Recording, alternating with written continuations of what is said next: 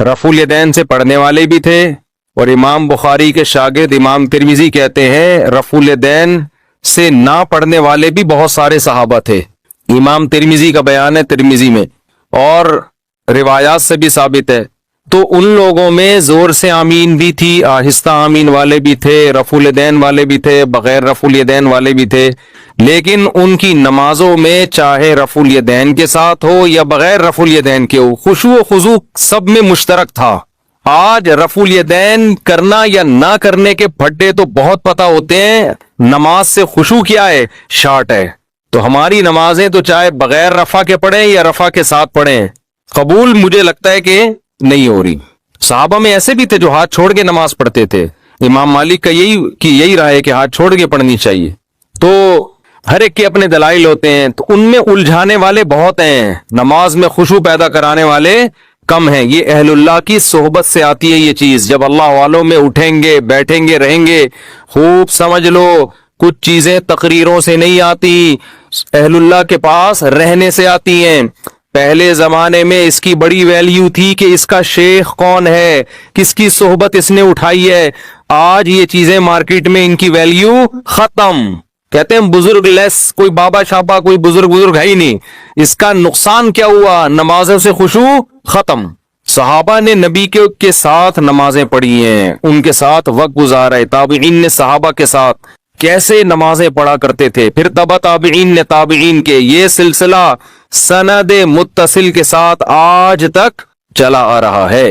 اگر آپ دین کسی سے پراپر سیکھتے نہیں ہیں، اس کی صحبت میں نہیں رہتے، تو آپ کی صرف کتابی عالم بن جاؤ گے، اور کتابی عالم خشکا ہوتا ہے، اس میں خشوع و خضوع نہیں ہوتا، خشک ہوتا ہے۔ وہ اسی علم کے ذریعے آگ لگا دیتا ہے فرقہ واریت کی، فتنہ پھیلا دیتا ہے، وہ لوگوں کو دین کے قریب کرنے کے بجائے دین سے دور کر دیتا ہے۔ ابھی غیر مسلم مسلمان ہوئے چند دن پہلے، ہندو تھے، پوری فیملی مسلمان ہوئی الحمدللہ، تو مجھے کہنے لگے کہ ہم اسلام لانے سے پہلے دیکھ رہے تھے یوٹیوب پہ، ہم بہت سے اسکالرز کو سن رہے تھے کس کے ہاتھ پہ مسلمان ہو، تو افسوس کے ساتھ کہنا پڑتا ہے کہ یوٹیوب پہ غیر مسلم لوگ کہتے ہیں، میں نہیں کہہ رہا، کہ ایسے لوگ بہت ملیں گے جو مزید کنفیوژن میں ڈال رہے ہیں ہمیں، مزید کنفیوژن، ایک دوسرے کی ٹانگیں کھینچنے میں، یہ ایسا، اس کی کتاب میں یہ لکھا، اس نے کتاب میں یہ لکھا، اس نے یہ جواب دیا، اس نے یہ جواب دیا، خالصتاً مثبت انداز سے کام کرنے والے وہ معدوم ہیں، کالعدم ہیں۔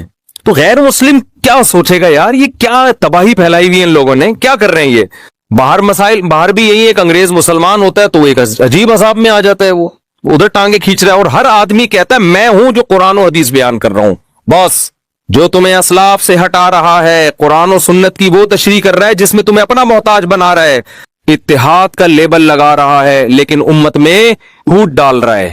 جو اسلاف کی دعوت دے گا وہ حقیقی دعوت، نام رکھنے سے نہیں کہ میں سلفی ہوں یا میں دیوبندی ہوں یا اہل حدیث ہے، جو بھی ناموں میں کچھ بھی نہیں رکھا، عملاً پتہ چلتا ہے، عملاً پریکٹیکلی ہو کیا رہا ہے کہ اس کے پاس بیٹھنے سے علماء کی محبت کم ہو رہی ہے یا بڑھ رہی ہے؟ بڑھ رہی ہے، اس کا مطلب صحیح ہے، نفرت پیدا ہو رہی ہے، سب سے بدگمانیاں ہو رہی ہیں، یہ ٹھیک نہیں ہو سکتا۔ تو غیر مسلم اسلام قبول کرتے ہوئے میں نے کئی کو تو نہیں کہہ سکتا، چند ایسے غیر مسلم دیکھے جو واپس کنورٹ ہو گئے کفر میں، اسلام لائے، تبلیغ جماعت میں وقت لگایا، نمازوں میں خشوع پیدا ہو، انہوں نے مجھے خود بتایا کہ جو باقی رہ گئے تھے نا، انہوں نے بتایا، کہہ رہے تبلیغ جماعت میں وقت لگایا، ہماری نمازوں میں خشوع، آخرت، ہمیں تو پتہ ہی نہیں تھا رفع الیدین کے، کچھ رفع الیدین کر بھی رہے تھے، کچھ نہیں بھی کر رہے تھے، ہماری صحت پہ کوئی اثر نہیں پڑ رہا تھا، ہم جیسے دیکھا عام مسلمانوں کو ہم بھی لگ گئے اس میں۔ کہہ رہے جب ہم جماعت سے آئے تو پھر ہمیں جماعت المسلمین والے ٹکر گئے، انہوں نے کہا یہ سارے غلط ہیں، یہ حنفی کیا ہوتا ہے، شافی کیا ہوتا ہے، مالکیہ کیا، حنبلی کیا ہوتا ہے، یہ دیوبندی، یہ بریلوی، یہ اہل حدیث، یہ فلانا، اور لٹریچر لا کے جماعت المسلمین کو لازم پکڑو، صرف قرآن۔ کہہ رہے اتنے بڑے مسائل، ایک طرف یہ تھے، ایک طرف پوری دنیا تھی، کہہ رہے ہمارے بہت سے رشتہ دار واپس اسماعیلی بن گئے، آغا خانی بن گئے۔ تو میں یس کر رہا تھا صحابہ کرام میں قدر مشترک کیا تھی، ان کی نمازوں میں خشوع تھا، جو آج مارکیٹ میں شارٹ ہے۔ ہاتھ باندھنے میں بڑا اختلاف تھا صحابہ کرام کا، ہاتھ باندھنے میں خوب سمجھ لو، یہاں ہاتھ باندھنا سینے پہ، کوئی صحیح حدیث کسی کے پاس نہیں ہے، دعوے کرنے والے بہت ملیں گے، اور یہ جو احناف دعویٰ کرتے ہیں کہ ناف پہ ہاتھ باندھے جائیں گے، اس کے بارے میں بھی مرفوع روایت ہمارے علم میں کم از کم کوئی صحیح روایت موجود نہیں ہے، کسی کے پاس بھی نہیں ہے، اس بارے میں ہر مجتہد نے اجتہاد کیا ہے، 2-3 حدیثوں کو جمع کر کے اپنی رائے قائم کرنے کی کوشش کی ہے۔ امام ابو حنیفہ کا اپنا ایک انداز ہے، انہوں نے 3-4 روایات کو جمع کر کے ایک کیفیت وضع کی ہے۔ امام شافعی کا اپنا انداز ہے، انہوں نے ایک روایت کو فوکس کیا، اس روایت کے مطابق فتویٰ دیا۔ تو جو اس میں جزم کے ساتھ کہتا ہے نا یہ طریقہ صحیح ہے باقی غلط ہے، وہ 100% غلط کہہ رہا ہے۔ تو دعوے کرنے والے آپ کو بہت ملیں گے، اور ان لوگوں میں سب سے بڑا عیب یہ ہے کہ جب یہ دعویٰ کرتے ہیں نا، ہم کیا کرتے ہیں، کسی نے دعویٰ کیا نا یہ صحیح حدیث ہے، ہم کیا کرتے ہیں نیچے کمنٹس میں حدیث کا ضعیف ہونا ثابت کرتے ہیں ڈسکرپشن میں کہ دیکھو یہ غلط کہہ رہا ہے، وہ کمنٹ کیا کر دیتے ہیں، اڑا دیتے ہیں۔ اس کا مطلب اندھی تقلید کون کر رہا ہے؟ آپ کر رہے ہیں کہ اس کی سن رہے ہیں، نیچے ڈسکرپشن میں کوئی اگر اس کا جواب دے رہا ہے تو وہ کیا کر رہے ہیں، اڑا رہے ہیں۔ تو یہ سب باتیں ہوتی ہیں کہ ہم لوگوں کو کسی کا مقلد نہیں بناتے، ہم ڈائریکٹ قرآن حدیث کی بات کرتے ہیں، صرف باتیں ہیں، حقیقت میں یہ لوگوں کو اپنا مقلد بنا رہے ہوتے ہیں کہ صرف ہماری سنو۔ کہتے یہ ہے کہ سب کی سنو، لیکن عمل کیا ہے، کسی کی مت سنو۔ ورنہ آپ جو ڈسکرپشن میں جب ہم یا کمنٹس میں جب کوئی لنک دیا جاتا ہے اس کے جواب کا تو اڑاتے کیوں ہو؟ تو میں آپ کو یہ بار بار یہ باتیں اس لیے بتاتا ہوں کہ اس زمانے میں دین کے نام پہ چورن بیچنے والے مارکیٹ میں بہت ہیں۔ تو قرآن کیا بیان کر رہا ہے اس کو فوکس کرو۔ الذین هم فی صلاتہم خاشعون، فرمایا اہل ایمان اپنی نمازوں میں خشوع پیدا کرتے ہیں۔ والذین هم عن اللغو معرضون، جو کامیاب لوگ ہیں وہ لغو سے اعراض کرتے ہیں۔ لغو کا کیا مطلب؟ وہ باتیں جن کا نہ دین کا کوئی فائدہ اور نہ آخرت، ٹائم ویسٹنگ۔ لغو میں ٹائم ویسٹنگ بھی داخل ہے، وہ موضوعات بھی داخل ہیں جن کا ہم سے قیامت کے دن سوال نہیں ہوگا، وہ امت کے لیے اہم نہیں ہے۔ آپ اہم چیزوں کو چھوڑ کر غیر اہم میں لگ جاؤ، یہ بھی لغویات ہیں۔ میں نے اپنے شیخ مفتی رشید احمد صاحب رحمہ اللہ کی صحبت میں 7-8 سال لگائے، بالکل چپک کے ایسے۔ نماز بھی 3 سال پڑھائی میں نے، ہفتے میں 1 دن ہم گھر میں آتے تھے۔ کتنے بڑے اللہ والے بزرگ تہجد میں اتنی لمبی لمبی نمازیں پڑھتے تھے، روتے تھے، اللہ نے علم اتنا دیا تھا۔ کئی سال صحیح بخاری پڑھائی انہوں نے دارالعلوم کورنگی میں۔ حضرت مفتی تقی عثمانی صاحب جو اتنے بڑے عالم جن کے ائمہ حرمین قدر کرتے ہیں، عزت دیتے ہیں، یہ ہمارے شیخ مفتی رشید احمد صاحب کے شاگرد ہیں۔ 7 سال پڑھا ہے انہوں نے حضرت سے۔ فتوے کا کام مفتی رشید احمد صاحب رحمہ اللہ نے حضرت اقدس، حضرت مفتی تقی عثمانی صاحب اور حضرت مفتی رفیع عثمانی صاحب کو سکھایا۔ کتنے بڑے عالم! میں نے 7-8 سال میں ایک مرتبہ بھی یزید کا مسئلہ ان کی زبان سے نہیں سنا، نہ جنگ جمل سنی، نہ جنگ صفین سنی، نہ یہ سنا کہ ان دونوں میں کون حق پر تھا کون باطل پر تھا۔ پریکٹیکل کام۔ جو کسی نے پوچھا بھی حضرت یزید، انہوں نے کہا بھائی تم سے قیامت کے دن یزید کے بارے میں سوال نہیں ہوگا۔ قرآن جگہ جگہ کہہ رہا ہے تلک امۃ قد خلت، یہ لوگ تھے گزر گئے، لہا ما کسبت ولکم ما کسبتم، انہوں نے جو کیا ان کو قیامت میں اس کا بدلہ مل جائے گا۔ اچھا کیا اچھا ملے گا، برا کیا لعنت ہوگی ان کے اوپر۔ وَلَكُمْ مَا كَسَبْتُمْ، اللہ تم سے تمہارے عمل کے بارے میں پوچھے گا، تم کیا کر رہے ہو؟ اپنا عمل زیرو، اور تقریریں دیکھو یار بیٹھ کے۔ تو لغویات میں یہ بھی داخل ہے، جس چیز کا آپ کی پریکٹیکل لائف سے تعلق نہیں ہے اپنے آپ کو ان چیزوں سے بولو، بچاؤ۔ آپ ڈائری بناؤ یار، میں فجر کی نماز تکبیر اولا سے پڑھتا ہوں، میں ظہر پڑھتا ہوں، میں عصر پڑھتا ہوں، میں مغرب پڑھتا ہوں، میں عشاء پڑھتا ہوں، میں اپنے ماں باپ کے ساتھ اچھا سلوک کرتا ہوں، میں نے بہنوں کی وراثت ان کے حوالے کی ہے، میں حرام تو نہیں کما رہا، میں تجارت میں جھوٹ تو نہیں بول رہا، میں تہجد پڑھتا ہوں، میں تلاوت کتنی کرتا ہوں، میں دین کو دنیا میں غالب کرنے کے لیے کیا کر رہا ہوں۔ تو آج آپ کو جس کے پاس بیٹھو گے نا وہی باتیں شروع کر دو گے۔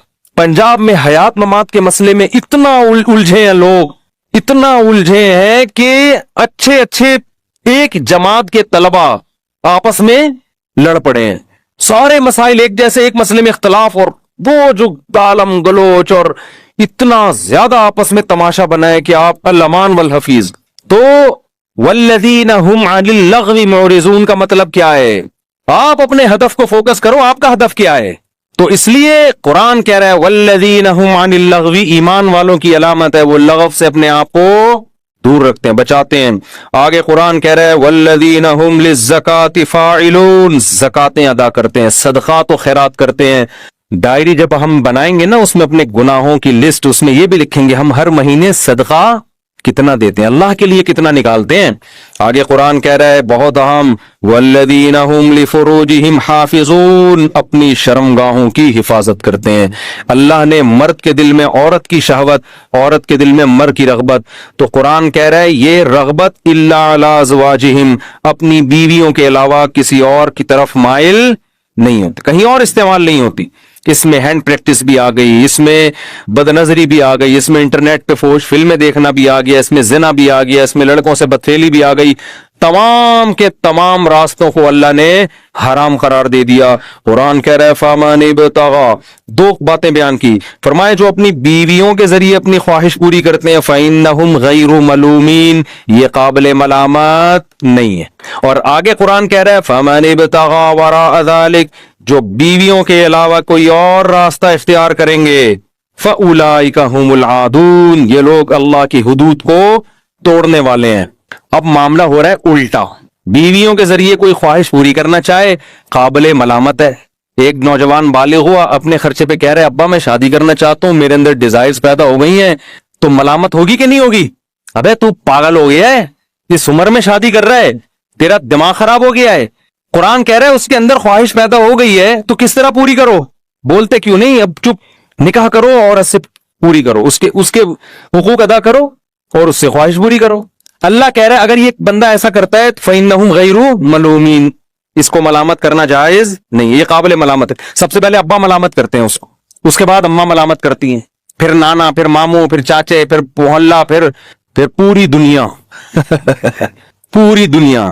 اور قرآن کہہ رہے اگر بیوی کے علاوہ کوئی اور راستہ اختیار کیا تو نوجوان کیا کرتے ہیں؟ ہینڈ پریکٹس کا راستہ اختیار کرتے ہیں. جب شادی نہیں ہوتی فحش فلمیں دیکھنا شروع کر دیتے ہیں, لڑکوں کی طرف مائل ہوتے ہیں. قرآن کہہ رہے یہ قابل ملامت ہیں, یہ خدا کی حدود کو توڑ رہے ہیں, لیکن ان کو قابل ملامت نہیں سمجھا. کہہ رہے مجبور ہے بھائی, ینگ جنریشن, ڈاکٹر بھی آج کل اپریشیٹ کر رہے ہوتے بھائی ایک آدمی کی شادی نہیں ہو رہی, وائف نہیں ہے, وہ بیچارہ کیا کرے, کیا کرے؟ کوئی مسئلہ نہیں, بچے ہیں. یہ فضول قسم کی باتیں, میں اور آپ متاثر ہو سکتے ہیں, اللہ ان سے متاثر نہیں ہوتا, سمجھتے ہو؟ اور اس آیت کے تحت علماء نے لکھا ہے کہ اگر کوئی زیادہ بیویاں رکھتا ہے نا, 4 بیویاں رکھتا ہے حقوق ادا کرنے کے لیے, اور اس کی نیت صرف خواہش پوری کرنی ہے, لیکن خواہش برائے خواہش نہیں بلکہ حقوق بھی ادا کرے گا, ان کے جو حقوق ہیں, نیت اس کی صرف یہی ہے کہ اپنی خواہشات کے لیے, بلکہ میں اس کو عام زبان میں کو مزے کے لیے شادی کر رہا ہے, وہ مزے کے لیے کر رہا ہے, لیکن صرف مزے برائے مزے نہیں, نیت یہ ہے کہ میں ان کے حقوق بھی پورے کروں گا, ان میں برابری بھی کروں گا, تو لیکن نیت صرف مزے کے لیے. علماء نے لکھا ہے اس آیت کی روشنی میں, آج کے علماء نے نہیں, 1000 سال پہلے کے علماء نے, کہ اگر اس کو کوئی تانا دیتا ہے نا تو اس پہ کفر کا خطرہ ہے, کہ قرآن کہہ رہے کہ یہ قابل ملامت نہیں ہے اور تم اس کو کیا کر رہے ہو؟ ملامت کر رہے ہو, کتنی ساری آیت کا انکار کر رہے ہو. تو اللہ نے ایک باؤنڈری کھینچ دی ہے کہ کون سے مزے حرام ہیں اور کون سے مزے حلال ہیں. تو آج لوگوں کو اس پہ بھی تکلیف ہوتی ہے کہ ایک آدمی نے اتنی سال کا تھا, اتنی عمر کی لڑکی سے صرف مزے کے لیے کیوں شادی کر لی؟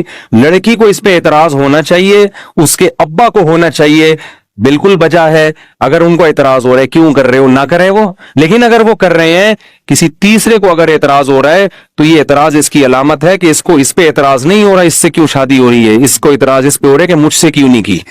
یہ اسی کی علامت ہے, اس کے علاوہ کسی اور کی علامت نہیں ہے. تو اس کو شریعت نے حق دیا ہے کہ بھائی آپ کم عمر ہو, جوان ہو, آپ سے ایک بڑی عمر کا آدمی نکاح کر رہا ہے تو آپ نہ کرو, آپ کیوں کر رہی ہے اس سے شادی؟ بھائی اس کو تو مشورہ یہی دیا جائے گا, لیکن کوئی مصلحت ہے تو وہ جانے, یہ ان کا آپس کا مسئلہ ہے. ان کو مسئلہ ہو نہیں رہا, مسئلہ کس کو ہو رہا ہے؟ پڑوسیوں کو ہو رہا ہے. پھر یہ ٹیکنیکل, یہ مینوفیکچرنگ فالٹ ہے میرے بھائی, ایسے آدمی کی ریپیئرنگ نہیں ہو سکتی, اس کو کھول کے دوبارہ جوڑنا پڑے گا. صحیح. تو قرآن کہہ رہا ہے والذین هم لأمان, لیکن کیا مزوں کے لیے نہ کرو. میں تو کہہ رہا ہوں جائز ہے, لیکن کرو سنت پوری کرنے کے لیے. تبھی ہم لوگوں کو مشورہ دیتے ہیں بھائی بہتر یہی کہ بیوہ سے کرو, طلاق یافتہ سے کرو. میں جائز کی بات الگ ہے, مستحب اور ترغیب کی بات ایک الگ ہے. تو نیت تو یہی ہونی چاہیے, سنت پوری کرنی ہے. کس نبی نے پہلی شادی 40 سالہ بیوہ سے کی ہے تو کرو یہ. لیکن اگر کوئی کر رہا ہے, اگر دیکھو ہم لوگوں کہتے ہیں سادہ کھانا کھاؤ, چٹورے بننا کوئی اچھا کام نہیں ہے. ہر وقت جا کے ٹھیک ہے آپ نلی نہاری بھی کھا لی, دہلی کی نہاری بھی کھا لی, اب کبھی دال چاول بھی کھا لو سادے یار. ہر وقت ہی پیزے برگر میں لگا رہتا ہے. لیکن حرام تو نہیں کہیں گے نا, وہ کہے گا اپنے خرچے سے کھا رہا ہوں نا میں نہاری کھاؤں, اس میں نلی ڈالوں, اس میں دیسی گھی کا تڑکا لگاؤں, جو بھی کروں مولوی صاحب اپنے خرچے پہ کر رہا ہوں, آپ کو کیا مسئلہ ہے؟ تو ترغیب ایک الگ بات ہے کہ یار کبھی سادہ غذائیں کھایا کرو, ہر وقت چٹخارے کی چکر میں رہنا شریف آدمی پہ زیب نہیں دیتا. تو اسی طرح شادیوں کے معاملے میں بھی ہم کہتے ہیں بھائی بیوہ سے کر لو, طلاق یافتہ سے کر لو, لیکن اگر کوئی اپنے خرچے پہ کر رہا ہے, ٹھیک ہے نا, کسی اور سے کر رہا ہے تو وہ اس کا ذاتی مسئلہ ہے, قابل ملامت بہرحال نہیں ہے. آگے اللہ فرماتے ہیں اولئک هم والذین هم لاماناتهم وعهدهم راعون, یہ بڑی مشکل شرط ہے. یہ باقی تینوں علامتیں مسلمانوں میں کسی حد تک پائی جاتی ہیں, یہ والی جو شرط ہے نا جس میں اللہ نے کہا کہ اہل ایمان کی یہ شرط ہے, یہ ہوگی تو کامیابی ملے گی ورنہ نہیں. وہ کیا ہے؟ لِأَمَانَاتِهِمْ وَعَهْدِهِمْ رَاعُونَ, امانتوں میں اور عہد میں خیال کرتے ہیں, پورا کرتے ہیں, زبان کے پکے, ایگریمنٹ کر لیا اس سے 1 انچ پیچھے نہیں ہٹتے. امانت کا کیا مطلب ہے؟ جب آپ پر اعتماد کر کے کوئی کام یا کوئی چیز آپ کو سونپی گئی تو دینے والا مطمئن ہوتا ہے کہ یہ مسلم ہے, یہ اس میں خیانت نہیں کرے گا. اس میں بہت ساری چیزیں آ گئی. آپ دفتر میں جاب کرتے ہیں, وہ ٹائم آپ کے پاس کیا ہے؟ امانت ہے, کمپنی نے امانت دیا ہے, اور ایگریمنٹ بھی ہے کہ ہمیں اتنا ٹائم دو, اتنا کام کرو, اس کے بدلے میں اتنی اگر آپ ایگریمنٹ پورا نہیں کر رہے, کام میں ڈنڈی مار رہے ہو, جیسے کہ پاکستانی ڈنڈی مارتے ہیں 99.9%. ہمارے جو دوست امریکہ UK وغیرہ چلے گئے نا, وہاں انہوں نے ملازم رکھے, اور یہاں بھی ان کی دکانیں ملازم, کہہ رہے ہیں زمین آسمان کا فرق ہے. انگریز کو جب جاب دو تنخواہ بھی پوری لیتا ہے, عام طور پہ 100% نہیں, وہاں بھی بڑے بڑے 2 نمبر پڑے ہیں, لیکن میجورٹی چائنا والوں کے علاوہ کی بات کر رہا ہوں میں, انگریزوں کی بات کر رہا ہوں. چائنیز تو اللہ تعالیٰ ہدایت دے, چائنیز کے تو ایسے ایسے واقعات ہیں. ایک صاحب نے کہا میں نے لیپ ٹاپ منگوایا, ڈبے میں لیپ ٹاپ دے کے چلا گیا, کھولا تو مٹھائی کا ڈبہ تھا خالی اندر, پتہ نہیں کیا تھا وہ. تو چائنیز کے علاوہ کی بات کر رہا ہوں میں. تو کہہ رہے انگریز ملازم رکھو نا, کام بھرپور طریقے سے کرتے ہیں. اور کہہ رہے یہاں ہم دفتروں میں دیکھتے ہیں صبح 9 بجے کا ٹائم ہے, پہنچے گا 10 بجے, 11 بجے تک باتیں کرتا رہے گا بیٹھ کے نا, درازیں کھول کھول کے چیک کرتا رہے گا ٹھیک ہے, اس میں کیا ہے, پین کہاں ہے, 1 گھنٹہ اس میں لگے گا. 12 بجے بھوک لگنے لگے گی اس کو, تو اب کام تھوڑا سا 2-4 کچھ چیزیں یہاں سے وہاں رکھ دی, وہاں سے اٹھا کے یہاں رکھ, اب اس کو بھوک لگے گی, کھانے کی فکر میں 1 گھنٹہ لگا دے گا. کھانا کھائے گا تو ٹون ہو جائے گا دماغ اس کا, اس کے بعد اس کو پان گٹکا چاہیے, چائے چاہیے. سارا دن ملازموں کا اسی طرح گزرتا ہے.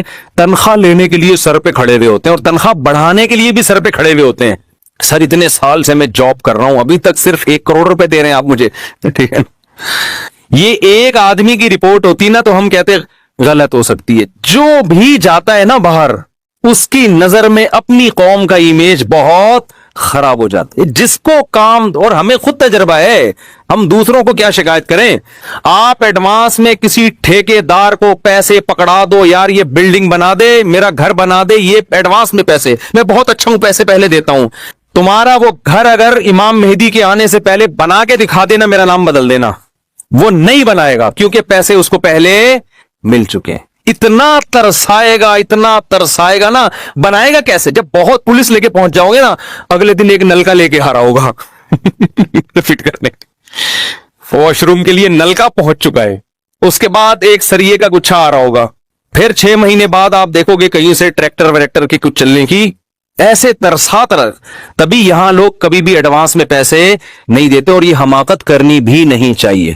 ایک صاحب سعودی عرب سے بزنس یہاں شفٹ کر رہے تھے, انہوں نے مجھے بتایا میں نے ڈیفنس میں ہوٹل بنانا تھا, ایڈوانس میں پیسے دے دیے. کہہ رہے میں نے کہا یار جب میں ایڈوانس میں دوں گا تو میرا کام سب سے پہلے ہوگا. کہہ رہے وہ دن اور آج کا دن تو قرآن تو کیا کہہ رہا ہے, والذی, دیکھو جو آپ کو ایڈوانس پیسے دے دے اس کا کام سب سے پہلے کرو. کیسے مجھے پہلے پیسے دیے بھائی؟ اس کے تو ہم نے اپنے بزرگوں کو, علماء کو دیکھا ہے, اللہ کی قسم کسی سے پیسے لینے کی اتنی فکر نہیں ہوتی تھی جتنی اس کا پیسہ دینے کی, کہ ہماری موت واقع نہ ہو جائے, ہم مر نہ جائیں اس کے پیمنٹ سے پہلے.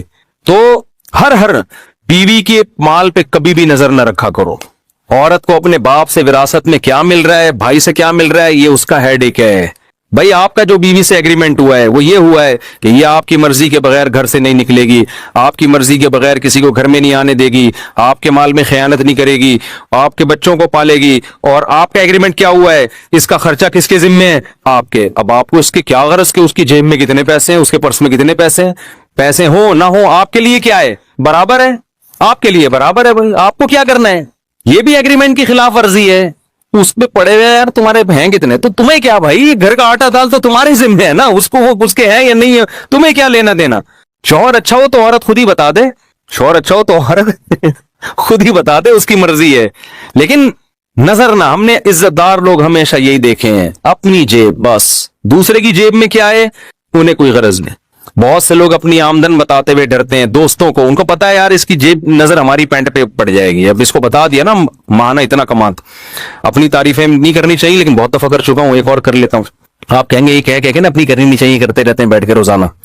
اب انسان اپنے عیب کبھی بھی نہیں بیان کرتا، تو کبھی کوئی تعریف کر رہا ہو تو بہت زیادہ خوش فہمی میں نہیں آنا چاہیے کہ حضرت پتہ نہیں کتنے نیک ہوں گے، ظاہر ہے جو میرے اندر عیب ہے وہ تھوڑی بیان کروں گا میں، جائز بھی نہیں ہے، تو صرف خوبیاں بیان کرتا ہوں میں تاکہ موٹیویشن ملے آپ لوگوں کو۔ مجھے بڑے بڑے سیٹھ لوگ آ کے بتا دیتے ہیں کہ میں ماہانہ اتنا کماتا ہوں۔ کیوں بتا دیتے ہیں؟ ان کو پتا ہے مفتی صاحب چندہ نہیں مانگیں گے ٹھیک ہے نا، مفتی صاحب چندہ نہیں مانگیں گے، اور مجھے بتا رہے ہوتے ہیں کہ ہم آپ کو بتا رہے ہیں، ورنہ کئی تھوڑے دن ساتھ رہنے کے بعد ان کو اندازہ ہوتا ہے ایسے نہیں ہوتا، اور کہتے ہیں ہم بہت سے لوگوں سے، داڑھی والوں سے ڈرتے ہیں، ان کو بتاتے نہیں ہیں، ہمیں ڈر یہ ہوتا ہے کہ چندہ مانگیں گے اور ہمارے پاس منع کرنے کا آپشن نہیں ہوگا، اس لیے کہ اگر ہم نے منع کیا تو کہیں گے یار کماتے اتنے ہو اور مسجد میں ایک ڈھکن نہیں لگا سکتے ٹینکی کا۔ تو بھائی چاہے دینی معاملہ ہو یا دنیا داروں کو بھی لوگ نہیں بتاتے، دوستوں کو نہیں بتاتے، ان کو پتا ہے اگر میں نے بتا دیا اپنے دوست کو تو یہ آ جائے گا پیسے مانگنے کے لیے، یہ آ جائے گا، اور ہم پہلے یہ حماقت کر چکے ہیں۔ میرے والد صاحب کی وراثت ملی تھی، میرے پاس بڑا پیسہ آ گیا تھا، میں نے بتا دیا جا کے میرے پاس اتنے پیسے ہیں، الحمدللہ تھوڑے دنوں میں اللہ کا بڑا فضل ہوا، زیرو پہ آگے کھڑا ہو گیا تھا میں۔ جس کو بتاتا تھا وہ آ کے کہتا تھا یار یہ کاروبار کے لیے چاہیے، بھائی کیسے دیں یار، ابھی تو خود بولا ہے آپ نے اتنے ہیں۔ اس میں داڑھی والے بھی تھے، بغیر داڑھی والے بھی تھے، نیک بھی تھے، برے بھی تھے، اور بانٹ بوٹ کے بالآخر زیرو پہ آ کے وہ اللہ نے پھر دوبارہ الحمدللہ اللہ کا دیا بہت کچھ ہے تو الحمدللہ پھر لوگ مجھے کہتے تھے یار آپ کے پاس بزنس کا تجربہ ہے؟ میں نے کہا بھائی الحمدللہ پہلے تجربہ نہیں تھا، پیسے تھے، اب تجربہ بہت ہے، پیسے نہیں ہے۔ اب بزنس کا میں نے کہا میرے پاس 10 سال کا تجربہ ہے، کپڑے کا بزنس میں نے کیا، آلو پیاز کا بزنس میں نے کیا، ایسے نہیں کہ ریڑیوں پہ، وہاں سے سبزی منڈی سے آلو پیاز ہول سیل پہ، آم کے پیٹیاں کا بزنس، پتہ نہیں کتنا کتنا آم اٹھاتے تھے ہمارے نا، ہم لوگ ہمارے جو ملازم رکھے ہوئے تھے، آم کا بزنس ہم نے کیا ہے، پراپرٹی کا ہم نے کیا۔ میں نے کہا کون سا بزنس ہے جو میں نے نہیں کیا ہو بھائی، تجربہ بہت ہے، پیسہ سارا اس تجربے بھی، گاڑیاں پرانی خرید کے بیچنا، بائکیں پرانی خرید کے بیچنا، سارے بزنس ہم نے کیے میرے بھائی۔ تجربہ تو کہہ رہے کیا تجربہ؟ میں نے کہا تجربہ یہی ہے کہ اپنی پینٹ میں جو پیسے رکھے ہوئے اس کو کسی کو کبھی بھی مت دو، یہ تجربہ ہے۔ جو بزنس کرنا ہے خود ہی ریڑی لگا لو، ٹھیلے پہ بیچ دو، کسی کو ریڑی خرید کے بھی دی نا ٹماٹر کی، وہ ریڑی والا بھی تمہیں کما کے نہیں دے گا، خوب سمجھ لو۔ وہ شروع میں جو اگر کما کے دے رہا ہے، بہت خطرناک آدمی ہے یہ اس لیے دے رہا ہے کہ یہ بیٹا بڑا ہاتھ مارنا چاہتا ہے۔ یہ کہہ رہے ہیں ان سے 8-10 لاکھ روپے لے لیے، یہ کیا ہے 10 کروڑ نکلواؤ، تو شروع میں لا کے دیتا رہے گا روزانہ۔ میرے ساتھ تو یہی ہوا ہے نا روزانہ اتنا پروفٹ آ رہا تھا، میں کہتا تھا یار اس سبزی والے سے بھائی تو روز اتنا پروفٹ دیتا، کل دے دے۔ کہہ رہے یار مفتی صاحب کسی کے پیسے میری جیب میں ہوں مجھے نیند نہیں آتی، کیونکہ میں سید ہوں مجھے نیند نہیں آتی۔ کہتا تھا سید ہوں، پتہ نہیں تھا کہ نہیں تھا۔ تو میں نے کہا یار صبح دے تو، رات کو 12 بجے آ کے گیٹ کھٹکھٹا رہے، او بھائی صبح دے دینا یار، سونے کا ٹائم ہے۔ نہیں بھائی مجھے نیند نہیں آئے گی۔ کیسا اعتماد، آتے آتے ہم نے بھی دیتے رہے ایک دن ماشاءاللہ خیر یہ کہاں سے کہاں بات چلی گئی۔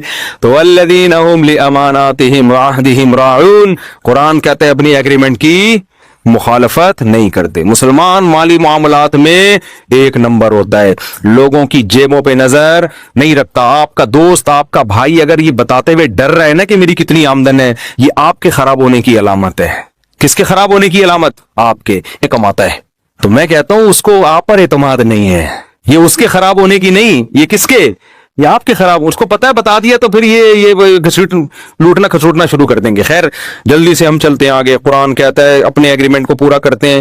پھر قرآن ریپیٹ کرتا ہے والذین هم علی صلواتہم یحافظون، اپنی نمازوں کی حفاظت کرتے ہیں. نماز کو 2 دفعہ ریپیٹ کیا قرآن نے.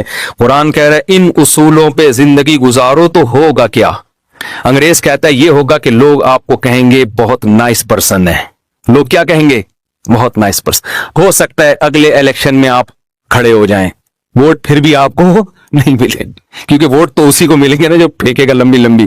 انگریز اور کچھ نہیں کر سکتا. وہ کہے گا جب مر جاؤ گے تو اچھے کیا برا کیا سب کیا ہو گیا برابر. تو انسان کہتا ہے پھر لوٹ کھسوٹ میں ہی لگاؤ یار، کیا خیال ہے؟ تو قرآن کہتا ہے اولئک هم الوارثون، یہ لوگ وارث ہیں. الذین یرثون الفردوس، جو فردوس کے وارث بنیں گے.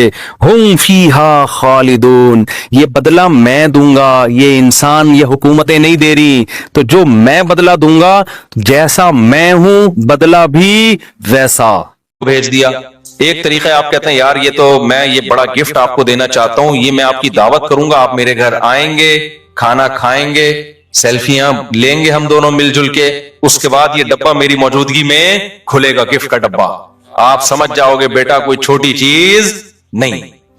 ویسے ہی اگر گفٹ دینے کے لیے بھیجے تو خالی ڈبہ ہی بھیج دے. وہ جب گھر بلا کے دیا جائے گا تو چھوٹی چیز گفٹ نہیں دی جاتی. تو اللہ نے اپنے حبیب صلی اللہ علیہ وسلم کو اپنے پاس بلا کے نمازوں کا تحفہ دیا. اور کیسے دیا؟ پہلے 50 نمازیں فرض کی ہیں. دیکھو اللہ نے کرنی 5 ہی تھیں. لوگ کہتے ہیں اگر راستے میں موسیٰ علیہ السلام سے ملاقات نہ ہوتی تو وہ تو 50 ہو جاتی، ہم تو بڑھ جاتے. اللہ نے 50 دینی نہیں تھی. دینی کتنی تھی؟ 5 ہی دینی تھی، لیکن ایک پروسیس کے تحت دینی تھی. یہ بتانا تھا کہ میں چاہتا تو یہ تھا کہ تم ہر وقت نماز ہی پڑھا کرو، ٹھیک ہے نا. 50 کا تو مطلب یہی ہوتا نا، لیکن مجھے پتا ہے تم یہ کر نہیں سکتے، تو چلو 5 کر لو. ثواب کتنے کا مل جائے گا؟ 50 کا مل جائے. جیسے آدم علیہ السلام سے جو خطا ہوئی اور جنت سے نکلے، تو یہ تو پلاننگ تھی اللہ میاں کی پہلے سے، ٹھیک ہے نا. خطا نہ ہوتی تو جنت سے نہ نکلتے، جنت سے نہ نکلتے تو زمین پہ نہ آتے، زمین پہ نہ آتے تو آزمائش کہاں سے ہوتی؟ تو پیدا تو کس کام کے لیے کیا تھا؟ آزمائش کے لیے. تو اللہ نے کہا چلو شیطان کو تھوڑا سا برگلانے دو، آدم کو خطا کرانے دو. اللہ کو پتا یہ تو توبہ کر کے ٹھیک ہو جائیں گے، لیکن کس بہانے یہ جنت سے نکلیں گے. پھر ان کی اولاد کو میں بتاؤں گا کہ گناہ وہ چیز ہے جو آپ کو جنت سے نکالتا ہے، اور اگر گناہ ہو جائے تو توبہ وہ چیز ہے جو دوبارہ جنت میں لے جاتا ہے. اور یہ سبق بھی ملے گا کہ شیطان نے بھی غلطی کی، آدم نے بھی غلطی کی. شیطان کو حکم دیا سجدہ کر، شیطان نے کہا نہیں. آدم کو حکم دیا اس درخت کے قریب نہ جانا، آدم بھی چلے گئے. خطا دونوں سے ہو گئی نا. لیکن شیطان سے جب غلطی ہوئی، اللہ کو غصہ آیا، تو شیطان غصے کے جواب میں توبہ کرنے کے بجائے اور اکڑ گیا اور کہنے لگا موت تک زندگی دے، سب کو جہنم میں لے کے جاؤں گا. اکڑا ہوا ہے اب تک. اور آدم کو جب پتا چلا اللہ کو غصہ آیا ہے، تو آدم نے کیا کہا؟ ربنا ظلمنا انفسنا، اے ہمارے رب ہم سے اپنی جان پر ظلم ہو گیا. وَإِن لَّمْ تَغْفِرْ لَنَا وَتَرْحَمْنَا، معاف کر دے، تو نے معاف نہیں کیا برباد ہو جائیں گے. ثُمَّ اجْتَبَاهُ رَبُّهُ، اللہ کہتے ہیں ایسی پسند آئی توبہ، ہم نے آدم کو دوبارہ منتخب بنا دیا. تو ہم شیطان کی اولاد ہیں یا آدم کی؟ تو کام شیطان والے کرنے یا آدم والے؟ ہمارے ایک دوست ہیں مسقط میں، انہوں نے کارڈ چھپایا کہ اولاد آدم کی طرف سے حسن قرات کا انتظام کیا گیا ہے. ان کے دادا آدم نام ہے ان کے دادا کا، تو ان کے دادا کی اولادوں نے کوئی حسن قرات کی محفل کا انتظام کیا نا، تو کارڈ آیا اولاد آدم کی طرف سے. میں حیران کہ یار یہ آدم علیہ السلام کی اولاد تو پوری کائنات ہے، یا کوئی نئے بچے دریافت ہوئے آدم علیہ السلام؟ ہو سکتا ہے کوئی پرانے غار میں سے نکلے ہوں، وہ آدم علیہ السلام کے جو سچی مچی کے قریب کے بچے ہوں، ان کی طرف سے انتظام. میں نے کہا یہ اولاد آدم تو سب لوگ ہی ہیں، تو یہ آپ لوگ کیا؟ انہوں نے کہا ہمارے دادا کا نام تھا آدم. میں نے کہا اللہ تعالیٰ آدم کی اولاد کو صحت اور عافیت والی زندگی اور ایسے پروگرام انعقاد کرنے کی بار بار توفیق عطا فرمائے. تو خیر ہم کس کی اولاد ہے؟ آدم کی، شیطان کی نہیں ہے. تو کس کے طریقے پہ ہم نے چلنا ہے؟ آدم کے. غلطی سے بچنا ہے، ہو جائے تو کیا کرنا ہے؟ گڑ گڑانا ہے اللہ کے ساتھ، اے اللہ معاف کر دے، اے اللہ معاف کر دے، اے اللہ معاف کر دے. تو اللہ کہتے ہیں 100 بار گناہ کر کے 100 بار بھی توبہ کی تو معاف، توبہ میں تاخیر ہو سکتی ہے، اللہ کی طرف سے معافی میں تاخیر نہیں ہوگی. تو یہ بھی حکمت تھی. خیر تو اسی طرح جو رسول اللہ صلی اللہ علیہ وسلم جب معراج پہ گئے نا، تو اللہ نے جو 50 فرض کی تھی، اللہ کو پتا تھا یہ نہیں پڑھیں گے 50 نمازیں. شادیاں کس وقت کریں گے پھر یہ اگر 50 نمازیں پڑھیں گے؟ 4 شادیاں بھی تو کروانی ہے نا. بچے بھی پلوانے ہیں ان سے، تو ہر وقت باوضو رہیں گے، یہ تو پھر کیا خیال ہے؟ ٹھیک ہے، ان کا تو وضو ہی نہیں ٹوٹے گا کبھی۔